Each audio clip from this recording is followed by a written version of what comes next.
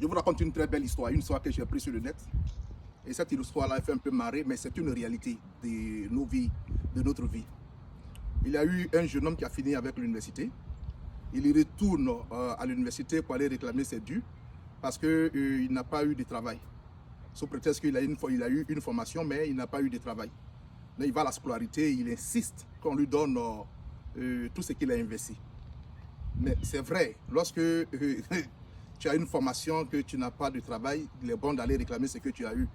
C'est pareil, c'est la même chose. Lorsque vous êtes formé et que dans le monde spirituel, vous avez une formation et que cette formation n'est pas adéquate, c'est-à-dire cette formation ne vous amène pas à devenir ce que Dieu veut que vous soyez, il est bon d'aller réclamer. Donc la question est posée, où tu as reçu ta formation? Comment est-ce que tu as reçu ta formation? Qui t'a appelé? Qui t'a formé? Et c'est là très très important. Le bel exemple que nous avons l'exemple de Moïse. Moïse qui a grandi dans la maison de Pharaon. Et la Bible déclare que non, il est allé dans le désert. Dans le désert, il a croisé le Seigneur. Et le Seigneur l'a renvoyé vers Pharaon, dans sa maison. Lorsqu'il est arrivé chez Pharaon, il a demandé à Pharaon de laisser partir le peuple de Dieu afin qu'il puisse aller adorer le Seigneur. La Bible déclare que Moïse avait un bâton. Et ce bâton, il a jeté le bâton au devant de Pharaon. Et ce bâton est devenu un serpent. Et les enchanteurs, les magiciens de Pharaon ont fait autant. Il y a eu plusieurs serpents. Mais le serpent de Moïse a avalé tous les autres serpents. Je veux dire quoi? Je veux dire que c'est là où tu reçois ta formation qui te donne ta puissance, qui te donne ta force, qui te donne de l'onction. Et c'est cette onction-là qui fait la différence entre toi et puis les autres. L'onction fait la différence entre toi et puis les autres. Quand tu as été bien formé, que tu as reçu l'onction, tu fais la différence entre toi et les autres dans ton ministère, dans ton foyer, dans ton entreprise, dans tout ce que tu vas dans tout ce que tu vas faire. L'onction va faire la différence.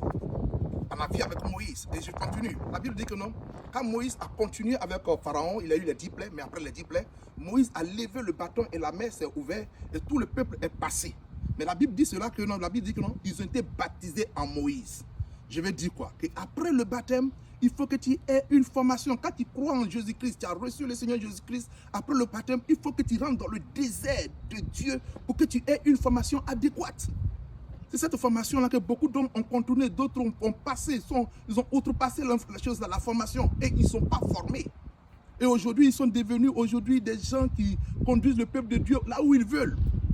Ils pillent le peuple de Dieu, ils dépouillent le peuple de Dieu. Et en cela, c'est que je vais dire, lorsqu'ils ont traversé cette mer, ils ont été baptisés en Moïse, Moïse a pu restaurer ce qu'ils avaient perdu. Ils avaient perdu la première des choses, la communication. Il n'y a plus de communication entre le peuple de Dieu et Dieu. Mais Moïse a restauré la communication. Moïse a restauré la sanctification. Parce que toutefois qu'il venait pour écouter la parole, Moïse a demandé au peuple de se sanctifier d'abord. Donc la sanctification. Vous allez aller même dans des églises, il n'y a plus de sanctification. Parce que tout le monde court. Tout le monde court pour la bénédiction. Tout le monde court pour la prophétie. Tout le monde court pour des choses éphémères. Mais Moïse a restauré la sanctification. On ne parle plus de sanctification dans nos églises. Moïse a restauré la louange. Il a restauré l'adoration. Et ces choses-là, nous ne parlons pas assez. Parce que nous parlons plus d'argent. Nous parlons plus de ce qui va nous plaire, bien ce qui va nous montrer. C'est des choses qui ne sont pas bonnes. Et je veux dire à quelqu'un que si aujourd'hui on n'a pas compris ce message-là, on n'est pas formé. Il faudrait que le oint de Dieu, le ministre de Dieu, le pasteur, cherche la formation dans la présence du Seigneur. Allez dans la présence du Seigneur. N'aimez pas les choses du Seigneur que le Seigneur lui-même. Aujourd'hui, les gens aiment les choses du Seigneur. Ils aiment aller à l'église parce qu'ils gagnent de l'argent. Ils aiment aller faire l'œuvre de Dieu parce que là-bas, bon, il y a encore plus de choses. Mais ils n'aiment pas rentrer dans la présence de Dieu. Ils n'aiment pas écouter la parole de Dieu. Ils n'aiment pas écouter la voix de Dieu. Ils n'aiment pas chercher Dieu. Et quand c'est fait, quand c'est pas fait, c'est mauvais. C'est mauvais. Comprenons que non, la communication est une bonne chose entre nous et Dieu. La sanctification, l'adoration et la louange. Mais une chose que Moïse n'avait pas faite et que je vais révéler, Moïse n'avait pas amené le peuple à comprendre les biens-fondés de l'offrande. Aujourd'hui, les gens ont pris l'offrande aujourd'hui pour pouvoir gruger le peuple de Dieu, de pouvoir anarquer, de pouvoir dépouiller le peuple de Dieu. Mais la Bible dit que non, ce peuple-là, lorsqu'ils ont fait leur offrande, ils ont pressé Aaron pour faire l'offrande, ils ont fait l'offrande à un Dieu qui est mort, un Dieu Baal. Donc, ce qui fait qu'aujourd'hui, il n'y a plus d'argent dans l'église. Et les gens sont devenus pauvres. Quand vous rentrez dans nos églises, il n'y a plus d'argent parce que les gens ne comprennent pas quelle est la nécessité de l'offrande. On prend ce terme-là, offrande, pour dépouiller, pour arracher l'argent aux gens, pour pouvoir s'habiller, pour pouvoir avoir une belle voiture, pour pouvoir faire des choses vraiment éphémères.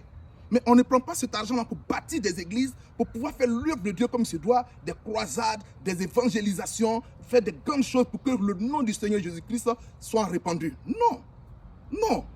Donc, Moïse a oublié cela. Et je vous dis que non, ces 5 piliers-là doivent rester dans l'église. La communication, la sanctification, l'adoration et la louange, y compris l'offrande. L'offrande. Il faut qu'on amène des gens à soutenir l'œuvre de Dieu, pas à pouvoir nourrir des personnes, mais pas à pouvoir faire des choses vraiment banales. L'œuvre de Dieu se meurt dans nos églises. Donc on a besoin que des gens sortent. Et c'est très important. Et maintenant, je vais achever pour dire que, écoutez-moi très bien, le désert est une bonne chose. C'est dans le désert que vous recevez la formation. Et la formation vous donne une vision. Et c'est cette vision-là qui vous envoie vers le peuple de Dieu, afin que vous puissiez donner une provision. Lorsque vous n'avez pas de formation, vous n'avez pas de vision.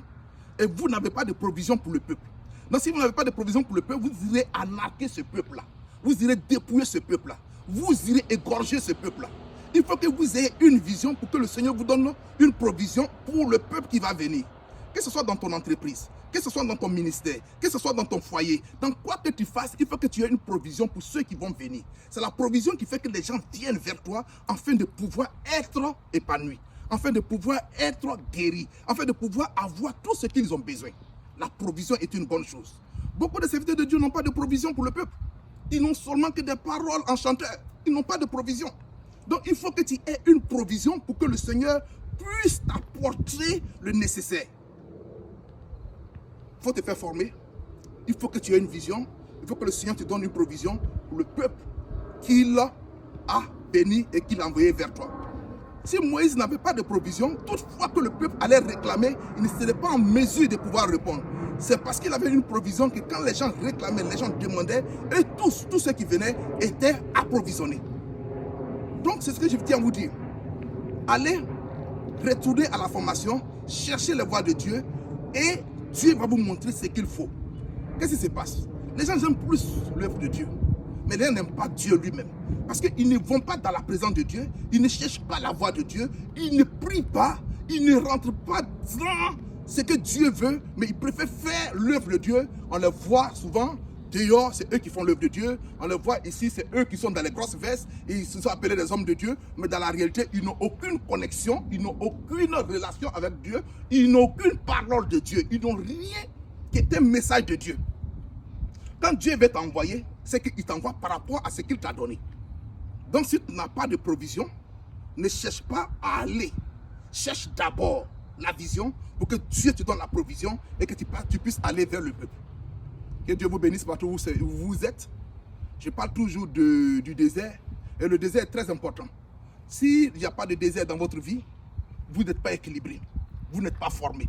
Parce que c'est dans le désert que Dieu forme. C'est un bel exemple. Concernant Israël, c'est un bel exemple. Dieu va te former là où tu es. Tu as besoin de formation pour être équilibré. Tu as besoin de formation pour aller de l'avant. Et que quand tu n'as pas de formation, mets-toi en cause. Retourne là où tu as échoué. Et va chercher les voies de Dieu afin que tu sois formé. Dieu va te former et que tu seras une personne équilibrée. Que Dieu vous bénisse. Partout où vous soyez. C'est le pasteur Gras. Dieu bénisse tous ceux qui ont écouté ce message. Et nous continuons toujours par écrit ou par vidéo. Et je pense bien que, comme le jeune homme est allé chercher sa scolarité, beaucoup d'entre vous ont besoin d'aller chercher leur scolarité là où ils l'ont laissé. Si tu n'as pas été formé par le Seigneur Jésus-Christ, va chercher ta scolarité. Si tu n'es pas équilibré, va chercher ta scolarité. Parce que le Seigneur a dit, venez, et lui seul, il va vous décharger. Que Dieu nous bénisse. Amen.